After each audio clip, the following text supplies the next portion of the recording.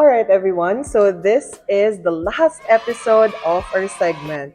So thank you again for the feedbacks that we have received for both episode 2. So that's what we are improving here in our last segment.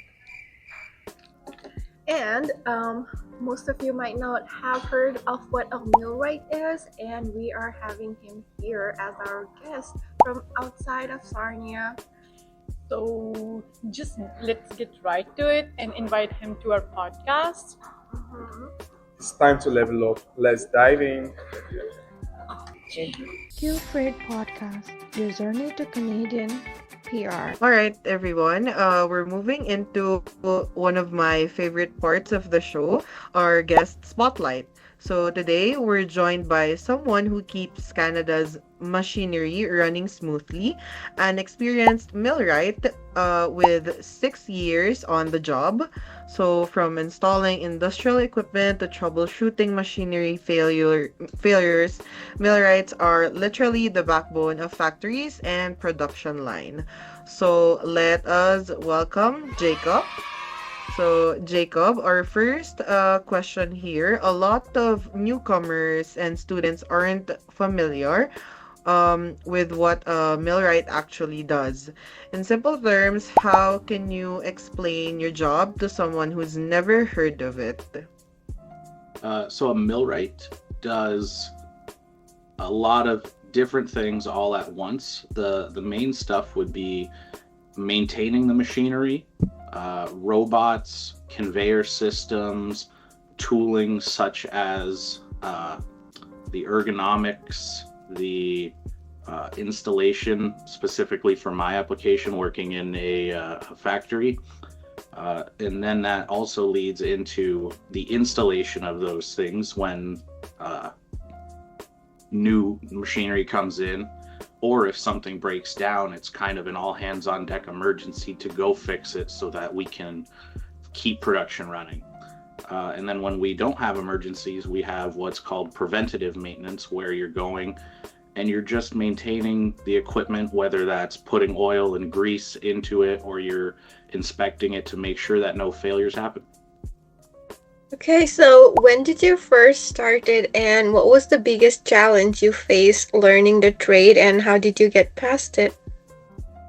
I started 6 years ago through an apprenticeship program at my work. I was very lucky to pass the tests and get in. The hardest challenge would be, I think, the scope of knowledge you need of all the different systems. Every new day, you're touching new equipment, you're learning new processes, and you're seeing things you've never seen before. So for the first couple years through your apprenticeship and your training, you're almost clueless, but your general knowledge guides you through in practical ways. You can look at something and you can kind of piece together how it works. And after a while, you start to understand more. But it was the scariest part of starting this new apprenticeship, was just everything now is so new, so fresh, and you have to figure it out. I see. Okay, so millwright work sounds technical. So what are the core skills someone would need if they want to get into this field? Do they need something like previous mechanical experience or something like that? I wouldn't say you need previous mechanical skills, although I think it does help. I myself came from before millwright, I did a woodworking program through school, so I was familiar with tools and construction. But the biggest core skill I think you need is critical thinking skills. You get put on a job, you walk up to either a broken machine or a running machine, and now in your mind you have to put together, okay, how does it work? What are the components? If something's failing, is it a piece of the machinery? Is it a separate piece? And how do you go about fixing it? Some of the other skills that are highly needed, proficiency in math is almost a must. proficiency in looking at and understanding blueprints and technical drawings and diagrams also really helps.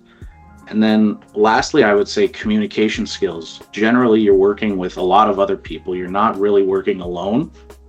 And you have to be able to communicate back and forth to A, keep yourself safe, and B, solve the problem in a timely and correct manner. You don't want to tell something to someone and they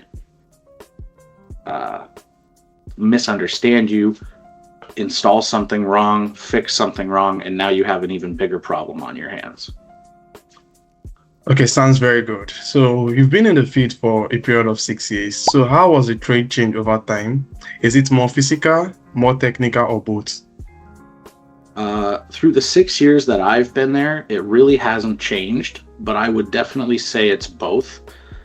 The work I do is very physical. You're lifting machinery that's thousands of pounds. Yes, you are assisted with cranes or rigging and tools to help you with that, but it is, at the end of the day, a physical job. But at the same time, it is very technical. You have to know how to do it safely and how to do it right, so that you don't install something wrong or damage anything else in the process. It's a good mix of both. It makes your mind really think. That's great. Yeah, so it's a combination. So for newcomers or international students who want to become millwrights, so what's the first step that you would recommend? Is it more of an apprenticeship, a pre-apprenticeship program, or something else that they need to do? There's lots of different venues into this trade. I myself had a work-based apprenticeship program where they put out an aptitude test. We had to take an aptitude test. There were so many that passed. Then those people took a second test. Again, they took the top, I'm not sure of the number, say 20%. And those 20% then took a interview between a member of the corporate company and a member of the skilled trades union to kind of judge where they are and what they know. And I was lucky enough to be granted an apprenticeship that way. But pre-apprenticeship programs are a fantastic starting point for anybody looking to get into the trades. And then there's also, if you don't go the pre-apprenticeship route, there are union-based and non-union-based kind of starter courses that give you hands-on ability, hands-on training, and some general insight into the trade to even show you if it's something you want to do. And then once you do that, they can sometimes help you with a placement, or then you can look into starting schooling. There's a lot of different pathways, all that ultimately lead to a proper apprenticeship. I see. So there are lots of options to start this work. And a lot of people worry about safety in trades. What does a millwright actually do to stay safe? Any mandatory certifications or training you recommend? Absolutely. Safety is very, very crucial. At my workplace particularly, the rule is you have to work with somebody else at all times. You have to be paired up so that if something goes wrong and you get hurt or somebody else gets hurt, there's always somebody else there to take action. On top of that, there are monthly, yearly, and as needed safety talks. So if somebody gets hurt, there will be a mini presentation coming out about how they got hurt, how they can prevent getting hurt. We take refresher courses for all of our safety. We have working at heights. We have aerial lifts, jitney training. We wear safety harnesses when you're working at heights, fall arrest harnesses, safety glasses, anti-cut sleeves, steel toe boots. It is, when done properly, a very safe job, but there are still risks involved. You're dealing with hydraulics, you're dealing with pneumatics that have a lot of potential energy to hurt you if it's done wrong. Same with rigging. You're lifting 1,000-pound machine in the air. Something can go wrong. But if done properly, it is very safe. Oh, wow, that's a lot of work to do. So I'm just curious about what does a typical day look like for you? Are you like mostly fixing things, installing equipments, troubleshooting, or it's just mix of everything? So for me, in the factory setting, it is kind of a mix of everything. Generally, my day will start with a meeting with my boss, and he will have kind of a guideline of what we have to do today. If there is a problem from another shift that has to be fixed, I will usually start with that if it's something critical. If not, they'll push that off until, say, a weekend where we have more time to deep dive into something. There's also, like I mentioned earlier, we do preventative maintenance. So every piece of machinery in our factory comes with what's called a PM sheet, where it'll walk you through either weekly, yearly, monthly processes to keep that machine running, whether it is greasing something, changing the oil, changing belts, pulleys, chains, to keep that piece of machinery running properly. And we have a whole computer system that catalogs it and organizes it by when it needs to be done. So usually I'll check that. And then the last thing is sometimes we have breakdowns where production might be running, or there's a process going on and something catastrophically fails. A motor could break, a gearbox could seize, and now it's kind of all hands on deck. We need to figure out this problem, and we need to figure out how to get production running, because if production doesn't run, the company's losing money, and if they're losing money, they're not happy, right? So you want to get it running as quickly as possible and hope. Sometimes that's, let's just get it through till the next shift, and sometimes it's we need to fix this whole issue now. Okay, that sounds very good, and lots of work is going down. So let's talk about the career growth. What opportunities opens up for we millwrights after a few years, like of supervisors, inspectors, RACs, specialized technicians? So every millwright should be Red Seal certified. That comes after your apprenticeship. You write your Red Seal certification test. And that's your core starting point. Now you, quote unquote, are a full millwright. You're not an apprentice anymore. You're not working under anybody like a journeyman. But career paths, there's a few. You could lean into a teaching and training side, where now you're teaching other apprentices or students about the trade and getting them ready to become journeymen themselves. Others I know go into supervision, because it makes a lot of sense when somebody overseeing an entire project has a knowledge base with the systems they need. If you have a supervisor who doesn't understand what needs to happen because they might have a different background, it can be confusing at times, to say the least. So supervision is another one. And then the third I would kind of say is a safety and inspection side, where you show up to job sites and you can see like, oh, something's wrong here. Either there's an unsafe practice going on, and you essentially have to stop it until they fix it. Or the inspection side, where the job might be completed and you go in before it's allowed to finalize, and you make sure that everything's done correctly. Is everything bolted down? Is everything hooked up right? And you're the last line of certification before something goes into a working process. That's great. So in the end, there's still a lot of opportunities for others as well.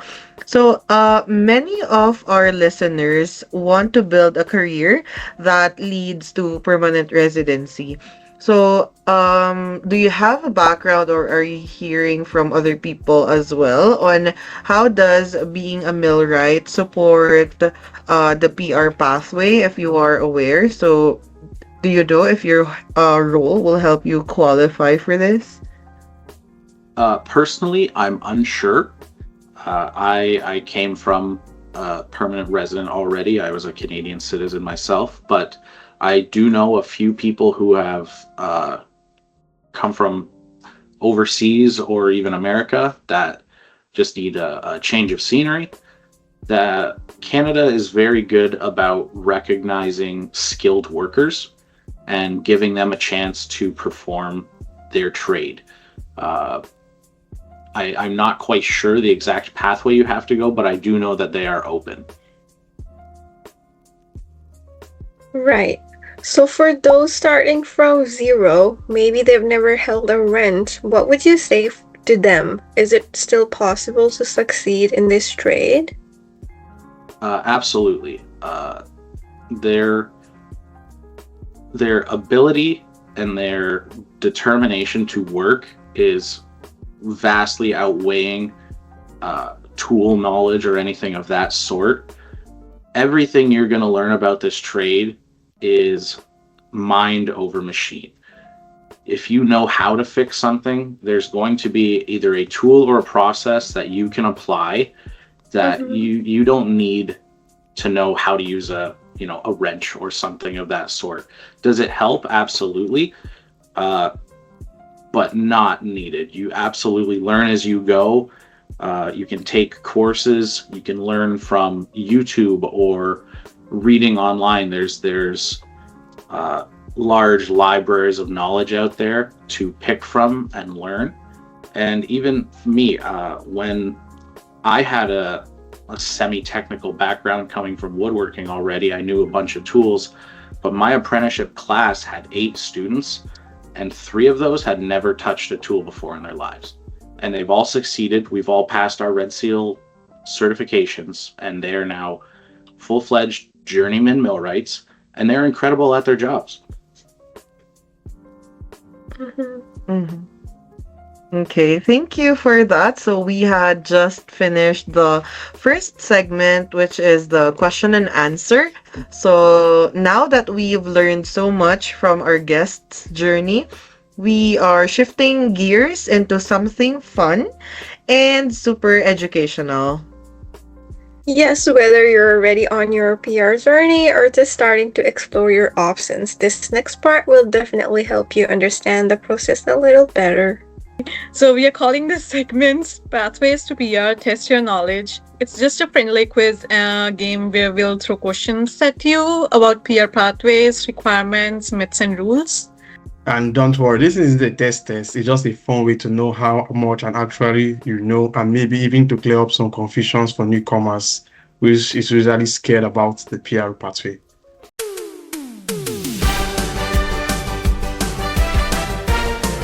Exactly. So we prepared some questions. So the criteria here is that you will answer pathway if you think it's a good opportunity, if it's a green signal, if it's true, or you're gonna say roadblock if it's kind of iffy or if it's something that's not a good thing to do. So let's get into it. So pathway or roadblock. First question we have, you track all your hours from day one of your internship. Would you consider it as a pathway or a roadblock?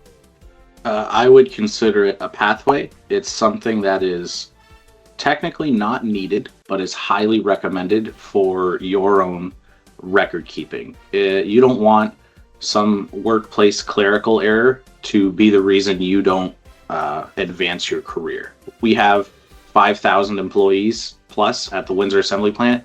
It's not hard for somebody to make a mistake. So if you can keep track and you know where you are, you have that proof to the company to get that fixed. You wait until you finish school before applying for trades jobs. Pathway or roadblock? That one I would kind of say roadblock, but also pathway. It's kind of weird. Most apprenticeships, you have to do the job-based hours to pass. So you are already in your industry.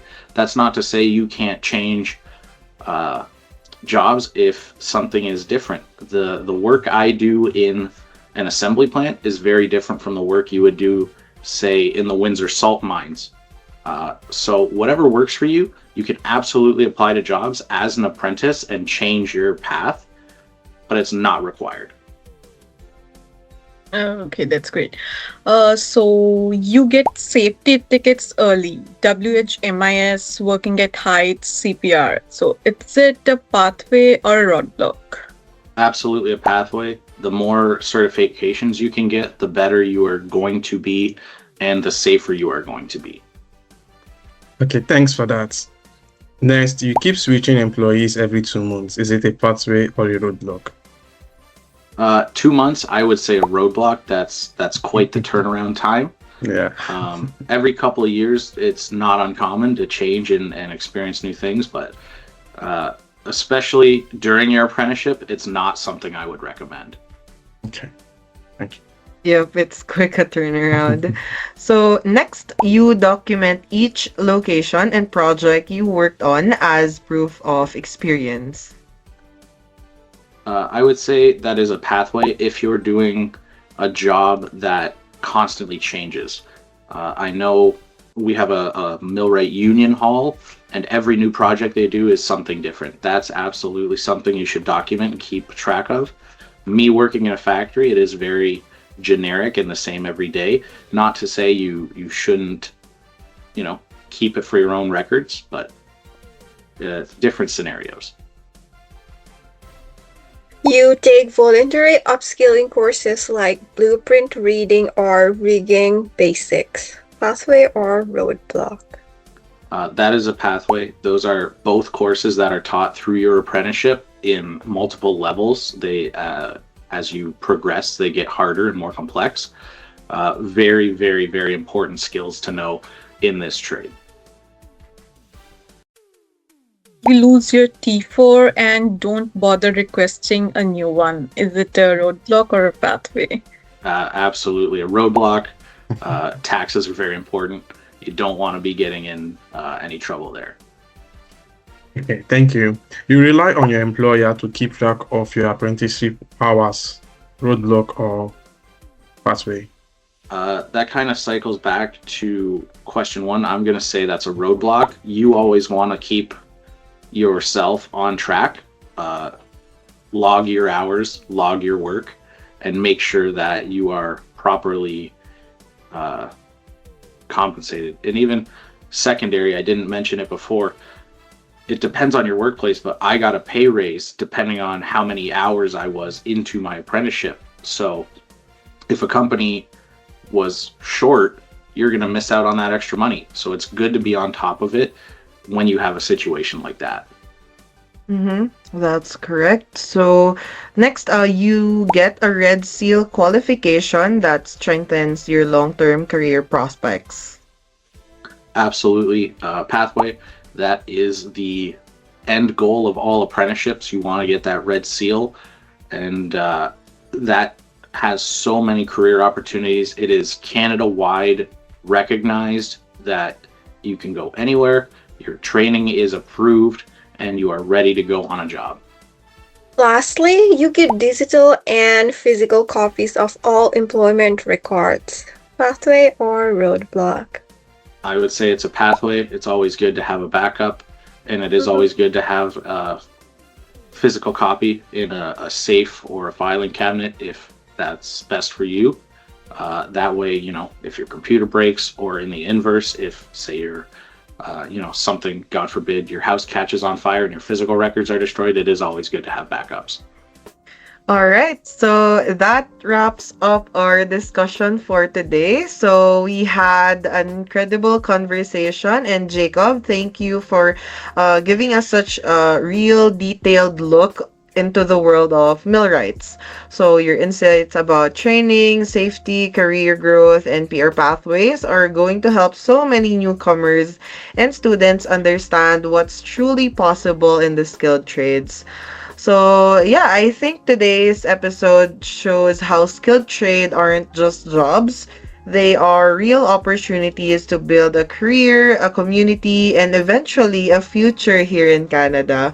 So, then again, thank you, Jacob, in behalf of um, Team Partial. Thank you for having me. Thank you so much. Thank you so much. Have a great rest of your night. Bye You too. bye. Thanks, Thank you. Dave. Thank you. Bye bye. So, as we all know, I think millwright isn't common as a skilled trade here in Canada. So, I think this is a good opportunity for the audience to know what technical skills they need to be equipped as a millwright. So I would mention that back home in India, my father runs a business. So millwright is something that is connected to that. We also operate heavy machines in there. So I think it was just very nice for me to hear something that I have already known. So to me, when I came to Canada, I had this argument with my flatmate about being a millwright and being a banker because he's actually a banker, and he was like, "Don't go into millwright, don't go into millwright. It's not just a good field and all of that." But after the interview with Jacob, I came to realize that this is a very good one to dive into. So I was ready.